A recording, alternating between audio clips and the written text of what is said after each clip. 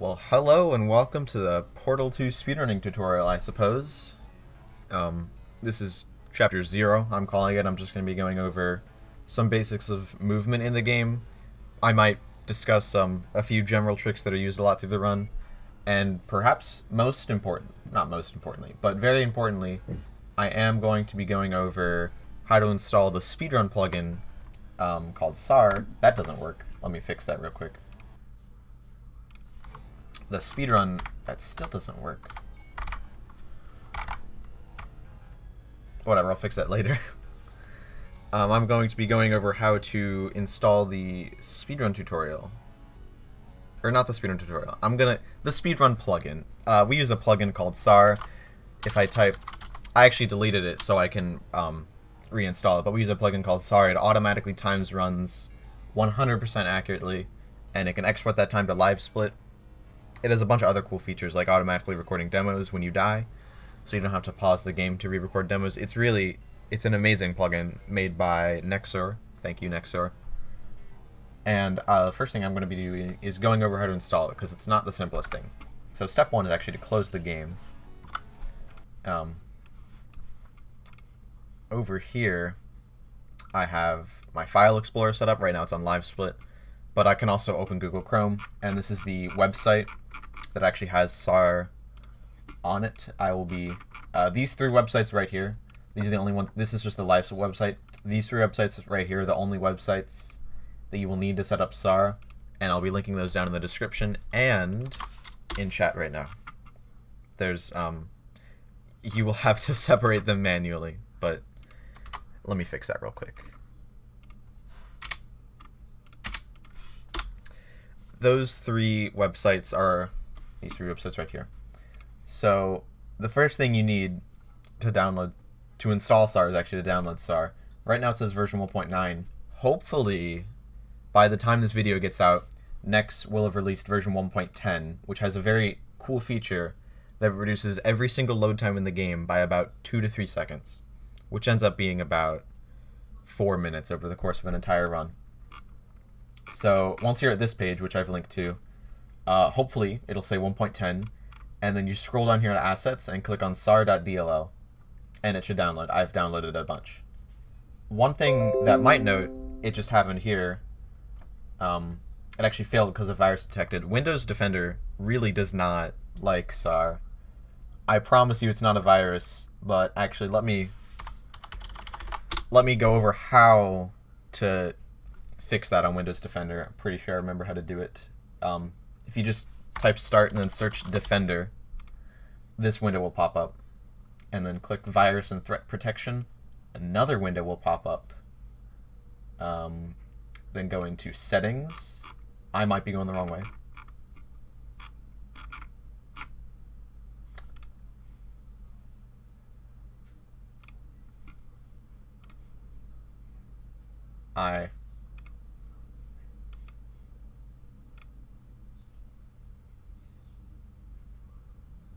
Darn.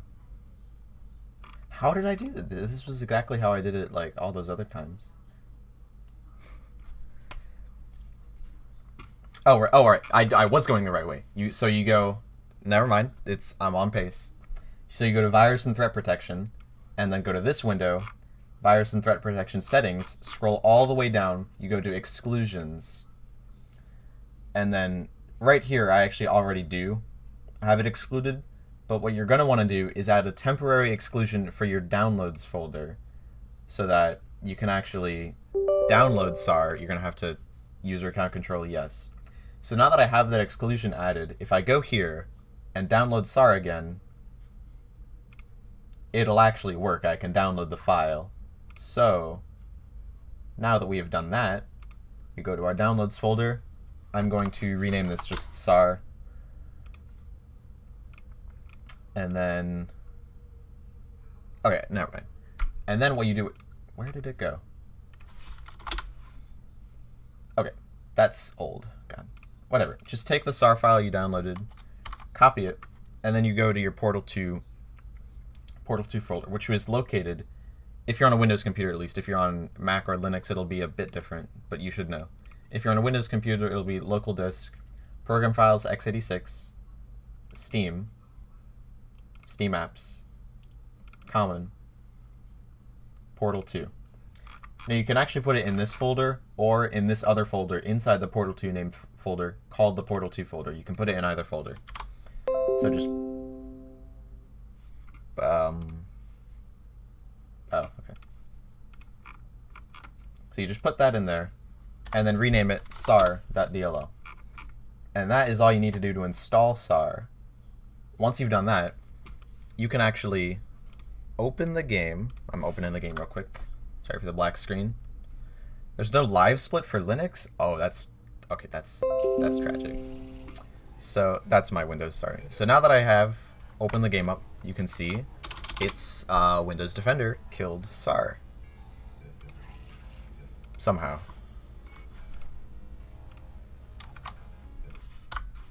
Let's resolve that. So yeah, as you can see right here, SAR is no longer here because Windows yeeted it.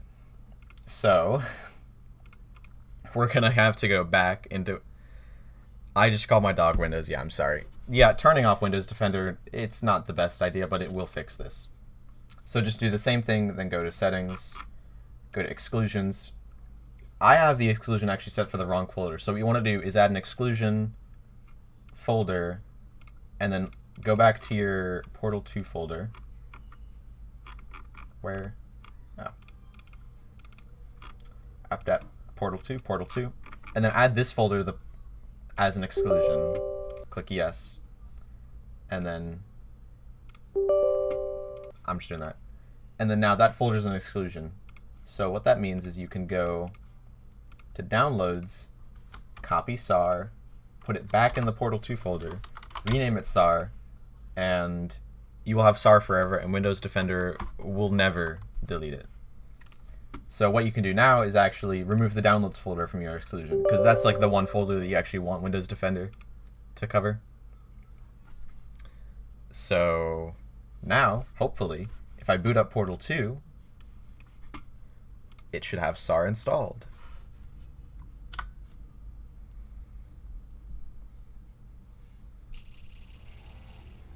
See, is it here? Yep. And then you'll see, if I type SAR, there's a bunch of SAR commands, and most of them are incredibly useful. By the time this tutorial come out, I know, right, plugin load SAR is required. I have it on my auto exec, but by default, you will need to type plugin load SAR to activate SAR. If I do it again, I'm pretty sure it'll crash. Don't load a plugin twice, by the way, at least not on Portal 1. So now that we have SAR installed, I'm actually going to install the correct version of SAR, because, funny story, the version that is on the website right now is the incorrect version. I have a private version that I'm using until SAR 1.10 comes out. So let me do that real quick. You guys, none of you will need to do this. So, where it's on my phone, right? You gotta be joshing. Wait, no, I gave it. It's in my Discord DMs. We're saved. Give me a moment. Give me a burr moment.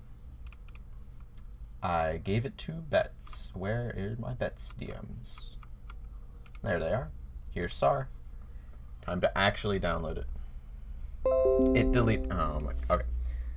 Please forgive me. This is gonna take about a minute.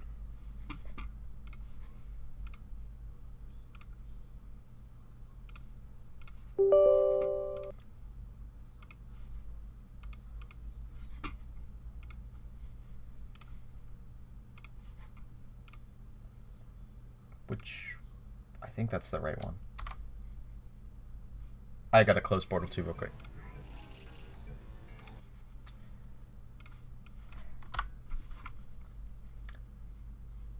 I go here. Now I can delete this version of SAR and put in my private version that I'm using temporarily. You won't have to worry about this at all. It's fine.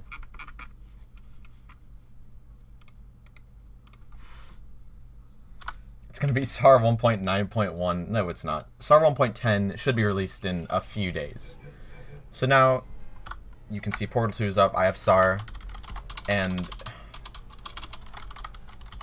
now I have the correct version of SAR, so this command will actually work.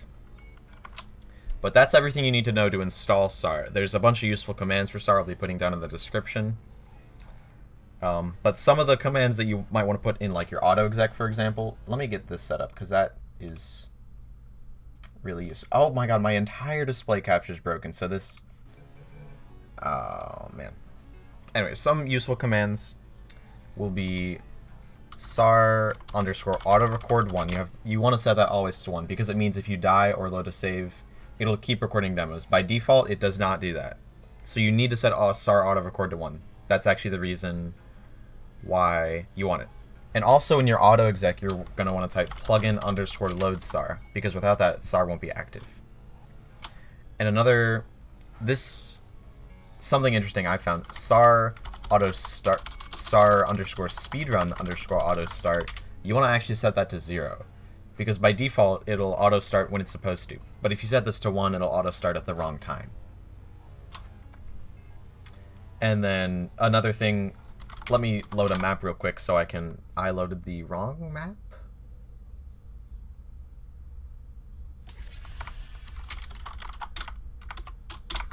Definitely loaded the wrong map. So let me just get in a map for you to show you all.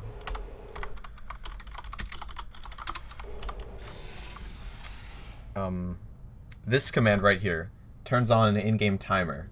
And that's actually the timer that SAR uses. If I was to start a run, this timer would start moving. So the command you use to do that is SAR underscore SR underscore HUD 1. And I have a toggle, bind toggle key bound to that. But that command turns on and off the timer, which is very useful. And there's other commands to change the color of the timer, move it around wherever.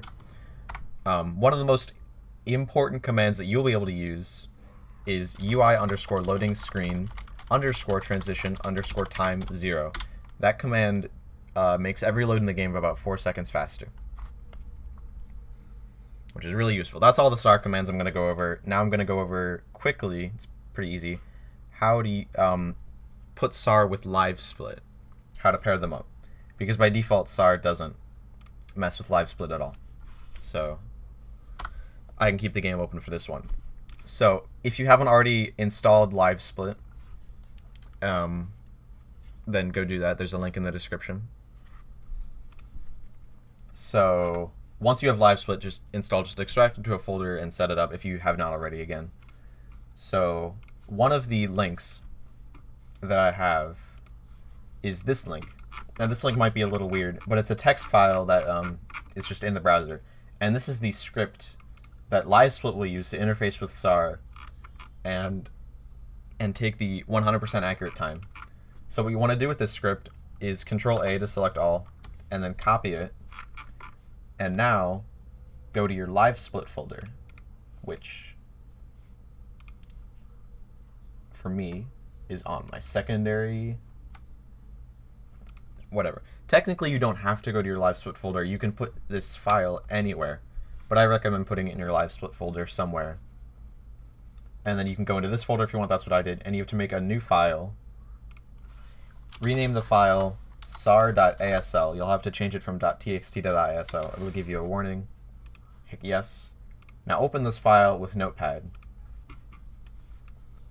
And now what you do is just paste sar.asl into there, save it, and then that is all the file explorer setup done. So now what you want to do is just open Livesplit. I didn't want to do that. Open Livesplit. Here's my Livesplit right here. And go into Edit Layout. And hit the plus button, plus button, Control, Scriptable Auto Splitter. I already have that in here. So, Scriptable Auto Splitter, and then for script path, browse to wherever you put Livesplit. And then check all these options. I've heard that sometimes these options will be grayed out and you can't check them. If that's the case, restart your computer. So now that you have that, SAR is now interfaced with Livesplit. You might want to start a run to make sure it's still working. But SAR is interfaced with Livesplit, and for now I'm going to close Livesplit because that's all I needed to do. There's a few things in Portal 2 that I'm going to mention real quick.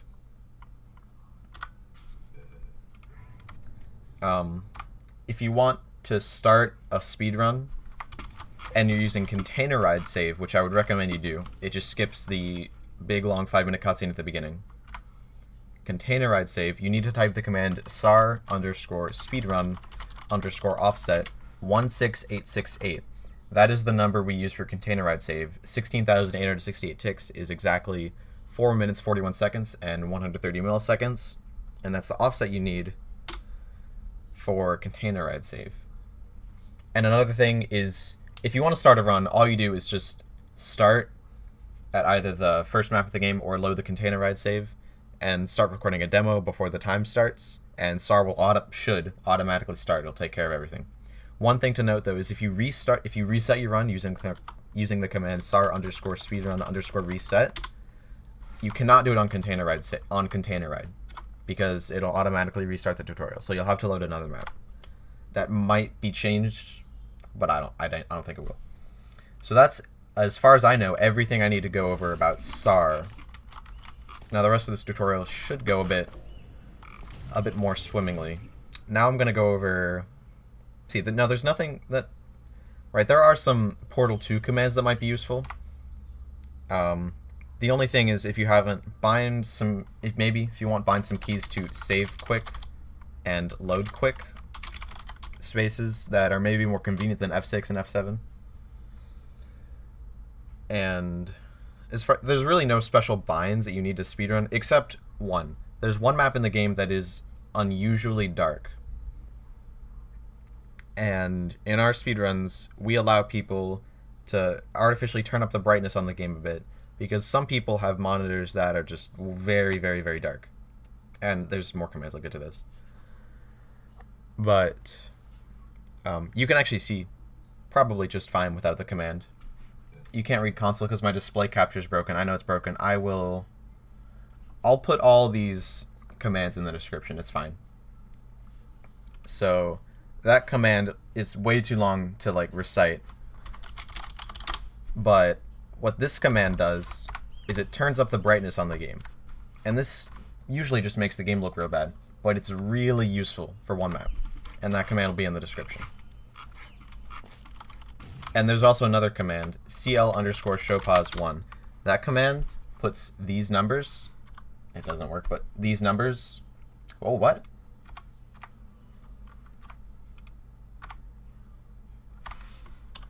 My display capture is working again. So these numbers in the top left corner of the screen, CL showpause1 puts them in. If I have showpause off, it takes them out. And those numbers are very useful on 3 or 4 chambers. Most of the time you can ignore them. Probably more than 3 or 4. So that is, as far as I know, all the commands and technical stuff you need to know to start speedrunning the game. Now I'll try to do a quick bunny hopping tutorial. It's not going to be anything amazing, and bunny hopping is something that you really just need to practice.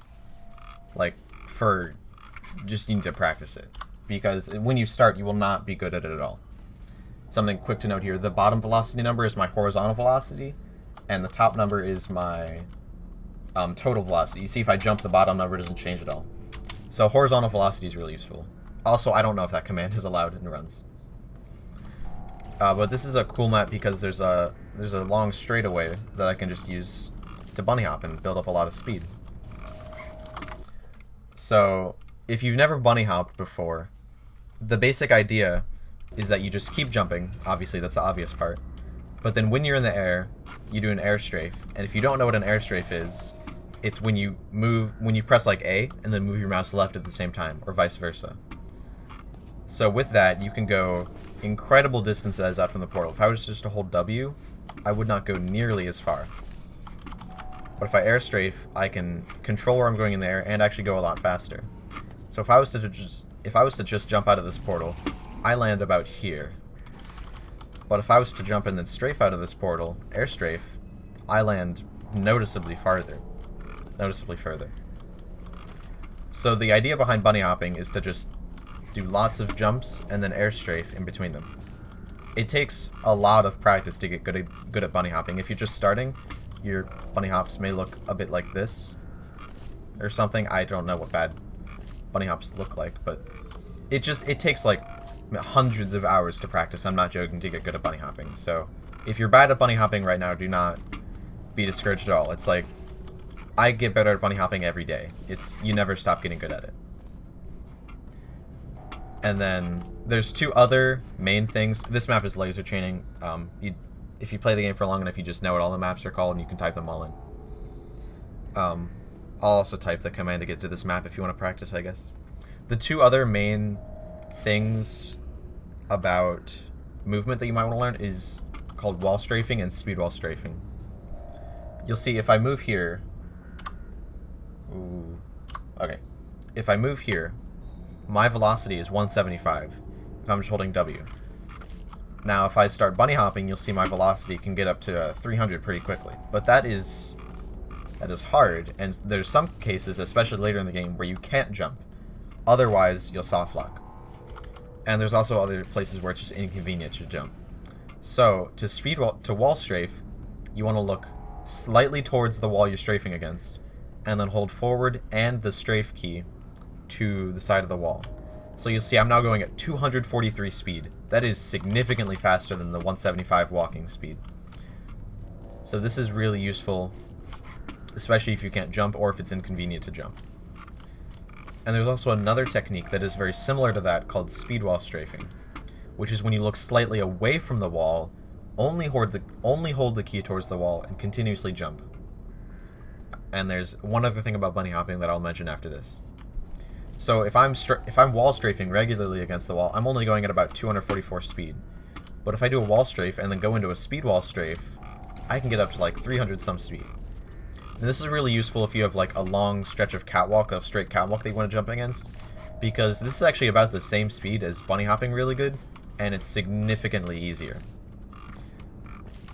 So this is really useful. It's especially useful if you're not quite good at bunny hopping, but it's also a lot easier and maybe even faster, I'm not sure. So one last thing to go over about bunny hopping is normally if you bunny hop, you only use your left and right movement keys and your mouse. But in Portal 2, if you hold the crouch button, my crouch button is bound to space. If you hold the crouch button every other hop, then what it'll do is every other hop, it'll ensure that you get like a tick perfect hop, I believe.